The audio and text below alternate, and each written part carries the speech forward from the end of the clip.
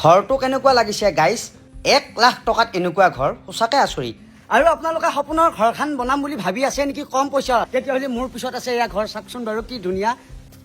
সঁচাই বঢ়িয়া লাগছি দেখোন এই ঘৰটো বা আৰু এই ঘৰটো ক'ত কেনেকৈ কোন মিস্ত্ৰীয়ে বনাইছে বা কিমানখিনি খৰচ হয় চবখিনি আপোনালোকক আজি জনাম আৰু ভিতৰলৈকে সোমাই আহিছোঁ আৰু ঘৰৰ ভিতৰত ডিজাইনটো চাওক না কি ধুনীয়া আৰু কিমান ডেক'ৰেশ্যন ইমান ধুনীয়াকৈ কৰিছে মানে আৰু খিৰিকীবিলাক চাওকচোন ইয়াত ধুনীয়া ধুনীয়া আৰু এই ঘৰটোত বাহিৰৰ পৰা আপোনালোকক দেখুৱাইছোঁতো 3টা ৰুম আছে আৰু এটা ৰুম এইটো চাওকচোন কেনেকুৱা লাগিছে আৰু তলত ইমান ধুনীয়া মানে টাইলছ লগাই দিছে এয়া আৰু ওপৰৰ ফালে চাওক এয়া ধুনীয়া আৰু বহুতখিনি কাম বাকী আছে আৰু এনেকুৱা ঘৰ বনাব লাগিলে একেলগে পইচাও দিব নালাগে ফাইনেন্সত যেনেকৈ আমি গাড়ী লওঁ সেনেকৈ কিস্তি চিষ্টেমত দি থাকিলেও হয় আৰু আপোনালোকে ঘৰটো কোনে বনাইছেতো গম নাপায় এয়া মোৰ পিছফালে আছে কোম্পানীৰ দাদা 2জন আছে হয় আচলতে আমি এটা কনষ্ট্ৰাকশ্যন কোম্পানী হয় আৰু আমাৰ কোম্পানীৰ নাম হৈছে গৃহকাৰ কনষ্ট্ৰাকশ্যন প্ৰাইভেট লিমিটেড আৰু আমি অসমৰ বিভিন্ন ঠাইত বৰ্তমান সময়ত আমি ঘৰ বনোৱাৰ কাম আৰম্ভণি কৰিছোঁ আৰু ঘৰ যিমানবিলাক আমি ঘৰ বনাওঁ সেই প্ৰত্যেকটো ঘৰে আচলতে আমাৰ মানে অকণমান ডিজাইনৰ হয় আপোনালোকে দেখিছে এইটো আছাম টাইপৰ ঘৰ একেবাৰে চিম্পল হিচাপত আমি বনাব পাৰিলোহেঁতেন কিন্তু আমি ইয়াক অকণমান ষ্টেণ্ডাৰ্ড ডিজাইন কৰি পেলাই আমি ইয়াক বনাইছোঁ আৰু যেতিয়া বনাইছোঁ এতিয়া ঘৰৰ মানুহে যথেষ্ট ভাল পাইছে বা গাঁৱৰ মানুহে এইখন গাঁৱৰ মানুহে যথেষ্ট মানুহে কৈছে যে এই ঘৰটো ভাল লাগিছে বা এই ধৰণকে আমি কিছুমান কাম কৰিছোঁ ইণ্টেৰিয়ৰত আপোনালোকে চাব পাৰে খুব চিম্পল ষ্টেণ্ডাৰ্ড ৰাখিছোঁ এনেধৰণে আমি বিল্ডিঙৰ কাম কৰি আছোঁ বৰ্তমান সময়ত আমি আমাৰ যিমান ওদালগুৰি দৰং তাৰোপৰি আপোনাৰ শোণিতপুৰ তেজপুৰ মৰিগাঁও নলবাৰী এই গোটেইবিলাক অঞ্চলত আমি কাম কৰি আছোঁ আৰু আমাৰ সম্পূৰ্ণ টীম এটা আছে আমাৰ মেনেজমেণ্টত আমাৰ ইঞ্জিনিয়াৰ আছে ইঞ্জিনিয়াৰ পিছত আমাৰ আৰ্কিটেক্সাৰ আছে আমাৰ ডিজাইনাৰ আছে ইণ্টেৰিয়ৰ কাম কৰিবৰ কাৰণে মানুহ আছে মিস্ত্ৰী আছে এই সকলোবিলাক টীম আমাৰ লগত ৰেডি আছে যদি আপোনালোকে বনাম বুলি ইচ্ছা কৰিছে তেতিয়াহ'লে একো টেনশ্যন ল'ব নালাগে একদম ধুনীয়াকৈ বনাই দিব আপোনালোক ঘৰত নাথাকিলেও কথা নাই আৰু এই দৰ্জাবিলাক কি হয় দাদা আৰু আমি অলপমান বস্তু কিছুমান বুজাই দিব বিচাৰিছোঁ আচলতে আমি সচৰাচৰ মানুহে ঘৰ বনাই কাঠৰ চৌকাঠ লগাই কাঠৰ দৰ্জা লগাই আৰু জানে কাঠৰ বৰ্তমান সময়ত কোনো ধৰণৰ এতিয়ালৈকে গেৰাণ্টি একো নাই গতিকে আমি এনেকুৱা ধৰণৰ কিছুমান দৰ্জা বা এক্সপৰ্টেড কিছুমান বাহিৰৰ পৰা নতুন নতুন ডিজাইনৰ কিছুমান বস্তু আমি আনি দিছোঁ এইটো চাব প্ৰাইম গ'ল্ড নামৰ এটা ব্ৰেণ্ডেড কোম্পানীৰ এই কোম্পানীটোৰ এইখন দৰ্জা এইখন গেলভেনাইজ ষ্টীলৰ হয় এইখন কিন্তু কাঠৰ নহয় কাঠৰ যেন লাগে দেখাত কাঠৰ যেন লাগে কিন্তু কাঠৰ নহয় এই দৰ্জাখনৰ দামো আছে যথেষ্ট এইখন দৰ্জাৰ দাম প্ৰায় 26,000 টকা আৰু আনোতে 4,000 টকাত মুঠ ইয়াত 30,000 টকা এখন দৰ্জাত খৰচ হৈছে কিন্তু এইখন দৰ্জা কিছুমান বিশেষত্ব আছে যেনেকৈ চাওক ইয়াতে আপোনাৰ দৰ্জাৰ লকবিলাক চাওক এই লকটো এটা জেগাত লক কৰি দিলে ঘৰটোৰ এই দৰ্জাখনত 12টা জেগাত লক হৈ যায় এই জেগাখিনিত লক কৰি দিলে গোটেই জেগাতে বন্ধ হৈ যাব আচ্ছা এয়া চাওক খুব চিকিউৰিটি পাৰপাছৰ ভাল দুৱাৰ এইখন আমি মূল গেট হিচাপে আমি লগাই ল'ব পাৰোঁ কোনোবাই যদি পাহাৰে দৰ্জাত হুক দিবা লাগি ধৰ এখন দৰ্জা মাৰি দিলে এখনতো লক হৈ যায় আচ্ছা এয়া চাওক কেনেকুৱা ফেচিলিটি ইয়াৰ দৰ্জা একেবাৰে কম খৰচত আমি কৰি দিব পাৰোঁ আমি খুব ধুনীয়াকৈ আমাৰ গোটেই চিষ্টেম আছে এই চিষ্টেমৰ জৰিয়তে আমি খুব কম খৰচত কৰি দি আছোঁ এয়া চাওক যদি আপোনালোকে সপোনৰ ঘৰখন এনেকৈ বনাম বুলি ভাবিছে এইটোৱে ডিজাইন বুলি নহয় আপোনালোকক চব ডিজাইনে পাব মানে যেনেকুৱা লাগে তেনেকুৱা ডিজাইন আছে কিন্তু এই ঘৰটো গাঁও হিচাপে ইমান ধুনীয়া চৈ উঠিছে মানে আৰু সম্পূৰ্ণ হ'ব লাগে বহুতখিনি বাকী আছে আৰু বহুতখিনি কামো আছে গতিকে আপোনালোকক বাহিৰৰ পৰা একবাৰ আৰু একবাৰ দেখাই দিছোঁ এয়া চাওক আৰু খিৰিকীবিলাক এইবিলাকতো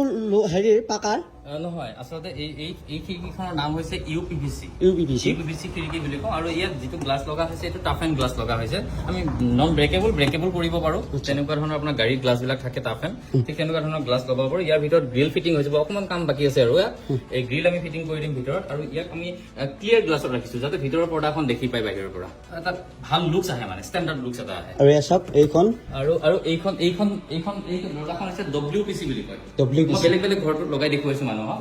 এই দৰ্জাখন আচলতে এই যিটো WPC মেটেল হয় ইয়াক যদি 100 বছৰ আমি পানীত ডুবাই থওঁ ই কেতিয়াও বেয়া নহয় কিন্তু কাঠ হ'লে বেয়া হৈ যাব আৰু খুনে চুনে নধৰে প্ৰায় ঘূনে নধৰে আৰু এই ঘৰটোত আপুনি চাব কাঠৰ কাম বেছিকে কৰাই নাই মই ইয়াতে কেৱল মাত্ৰ দৰ্জা এই পাল্লা দুখন দৰ্জাই মই কেৱল কাঠৰ ইয়াতে ব্যৱহাৰ কৰাইছোঁ বাকীখিনি সকলোবিলাক ইয়াতে মেটেলৰ হয় আৰু ইয়াত ষ্টীলৰ এইটো মই আপোনাক দেখুৱাই দিওঁ ইয়াত যিটো চৌকাঠ ব্যৱহাৰ কৰা হৈছে সেইটো গেলভেনাইজ ষ্টীলৰ হয় ইয়াৰ ভিতৰত মছলাটো সোমাই গৈছে আৰু ইয়াক আপুনি যদি চাই কাঠৰ তুলনাত ইয়াক 25 বছৰ আমি গেৰাণ্টিয়ে দিওঁ তথাপি ইয়াৰ বয়স 100 বছৰলৈকে এয়া চাওক কাঠৰ হ'লে পটকে খুন্দা খালা হয় বা আজিকালি গেৰাণ্টি নাই কি কাঠ বা লুগে দিয়ে কিন্তু এয়া হ'লে জীৱনটো থাকি যাব আৰু ৰুমবিলাক কেনেকুৱা লাগিছে আপোনালোকে চাওক আৰু যদি কোনোবাই এনেকুৱাকৈ বনাম বুলি ভাবি আছে তেতিয়াহ'লে দাদাহঁতৰ লগত যোগাযোগ কৰিলে হ'ল খুব ধুনীয়াকৈ মানে বনাই দিব আৰু যেনেকুৱা লাগে যেনেকুৱা ডিজাইন লাগে সেইমতে আৰ্হিটো দি দিলে হ'ল আপোনালোকে সেইমতে দাদাহঁতে একুৰেট বনাই দিব ঘৰ আৰু এই ঘৰটো কিমানখিনি খৰচ হ'ল দাদাহঁতৰ পৰা আমি জানিব চেষ্টা কৰিম। দাদা কিমান মান এতিয়া খৰচখিনি হ'ল এই ঘৰটোত? আচলতে এই ঘৰটো যদি আমি গোটেই সৰ্বমুঠ খৰচ চাওঁ মোটামুটি আমাৰ 10 পৰা 12 লাখৰ ভিতৰত খৰচ হৈছে। 10 লাখ সেইটো কাৰণে কৈছো যাতে আমাৰ যিমানবিলাক ইয়াত ইণ্টেৰিয়ৰ বস্তু আমি ইউজ কৰিছো এইবিলাক যদি আমি কমাই দিওঁ তেতিয়াহ'লে ইয়াক আমি হয়তো 8-9 লাখতো আমি কমপ্লিট কৰি দিব পাৰিম। কিন্তু আমি ইয়াত যিমানবিলাক লাইট ইনক্লুড কৰিছো বা ফেনৰ যিমানবিলাক কাম কৰিছো এই গোটেইবিলাক মিলি আমাৰ 11 পৰা 12 লাখৰ ভিতৰত এই বাজেটটো আছে। আৰু মালিকেতো একো কৰিব নালাগে, চব আপোনালোকে কৰিব? ইয়াত একো কৰিবলগীয়া নাথাকে। আমাৰ নিজৰ গাড়ী আছে বা আমাৰ নিজৰ মেটেৰিয়েল আছে আৰু নিজৰ মেটেৰিয়েল সম্পূৰ্ণভাৱে আমি যোগান ধৰি আমাৰ মিস্ত্ৰী আমাৰ যিমান লেবাৰৰ যিমানখিনি থাকিব টাইলছৰ পৰা আদি কৰি সকলো বিভাগৰ আমাৰ মিস্ত্ৰী আছে আৰু গোটেইখিনি মিস্ত্ৰী আমাৰ ইয়াতে আহি গোটেইখিনি কাম কৰি পেলাই আপোনাক ঘৰটো ৰেডি কৰি দিব। আৰু ইয়াতে আছে নাম্বাৰ চাম্বাৰ চব দি দিছো, আপোনালোকে যোগাযোগ কৰিলে হ'ল। ঘৰত মানুহ নাখিলেও একো কথা নাই। কাম আছে যদি কোনোবা মানুহ ঘৰতো নাথাকে তেতিয়াহ'লে আমি কেমেৰা ফিটিং কৰি দিওঁ, CC কেমেৰা ফিটিং কৰি দিওঁ। তাৰ জৰিয়তে নিৰীক্ষণ কৰি থাকিব পাৰে, কোনোবা চাই থাকিব পাৰে কামটোৰ ক্ষেত্ৰত কেনেকুৱা কি কৰিছো। এই গোটেইবিলাক চিষ্টেমটো আমি কেমেৰাৰ জৰিয়তে মানুহক আমি দেখুৱাই থাকো, মালিকক দেখুৱাই থাকো। আৰু দাদা এইখিনিতে এটা কথা, এই ঘৰটো বনাব লাগিলে পইচা পাতি আমি কেনেকে দিব লাগিব বা কেনেকে এইটো হেৰি হ'ব? মানে পইচাটো আমাৰ এনেকুৱা ধৰণৰ হয়, আমি আচলতে একেলগে পইচাখিনি নলওঁ কেতিয়াও। আমি এডভান্সত কিবা এটা পইচা লওঁ, লৈ পেলাই আমি কামখিনি আৰম্ভণি কৰি দিওঁ। তাৰপিছত আমাৰ 4-5টা ইনষ্টলমেণ্ট হিচাপত বনাই পেলাই দিব পাৰে। আৰু এটা কথা কৈ দিওঁ, যদি কোনোবা বেংকৰ কিবা সুবিধা আমাৰ পৰা ল'ব বিচাৰে, কোনোবাই লোন বিচাৰে, তাৰ কাৰণে আমাৰ এষ্টিমেট লাগিব বা এটা ড্ৰয়িং লাগিব, এই গোটেইবিলাক চিষ্টেমটো আমাৰ কোম্পানীটোৰ জৰিয়তে দিয়া হয় আচলতে। আৰু আমাৰ কোম্পানী মেনেজমেণ্টত আছে, এওঁলোক আছে, মুস্তাক হাছান আছে